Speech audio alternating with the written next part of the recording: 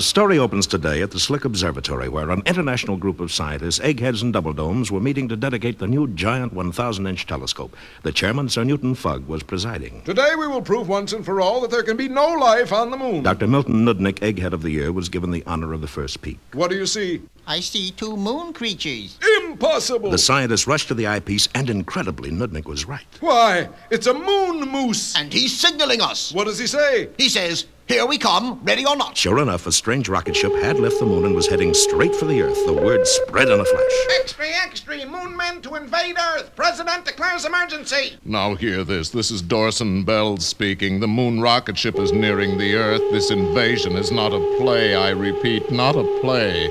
Please feel free to panic. And some people did panic. Stores closed, houses were shut up tight.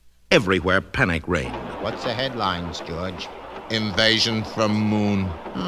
So what else is new? Meanwhile, at Washington Airport, the newly appointed ambassador to the moon, Krevny Blatt, and other dignitaries and diplomats were waiting for the strange craft to land. Here it comes. The rocket ship had made a perfect one-point landing, and while all eyes watched expectantly, the hatch opened.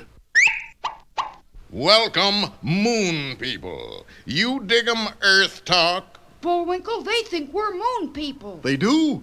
Then take me to your president. No, we gotta tell him the truth. Gentlemen, I'm Rocky the Flying Squirrel. And I'm Bullwinkle the moose. And we're both from Frostbite Falls, Minnesota. Minnesota? You mean you've been to the moon and back? Why, they've discovered a great new rocket fuel. And so to a hero's acclaim, our adventurers told their strange and incredible story. It seemed that just days before, in their little house in Frostbite Falls, Bullwinkle had been baking a quick-rising cake according to his grandmother's old recipe. But the first layer had risen a little faster than they'd expected.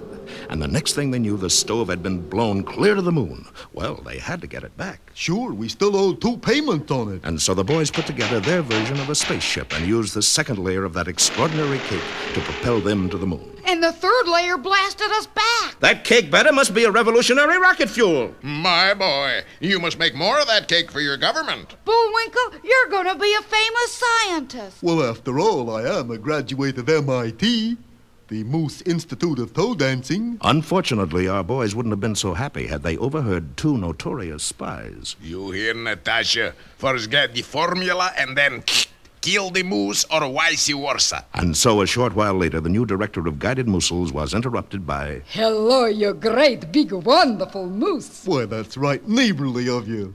You will give me Grandmama's recipe? What for? Well, I hope to be a grandmama myself someday. I'd love to, but in the explosion I only saved half my recipe.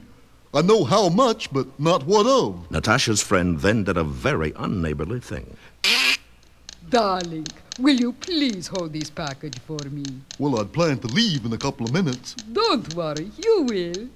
Sounds like a clock. Bullwinkle's steel trap mind had done it again. It was a clock, only attached to 14 sticks of dynamite, and it was wired to go off in 30 seconds. Don't miss tomorrow's exciting episode, Bullwinkle's Ride, or Goodbye, Darling.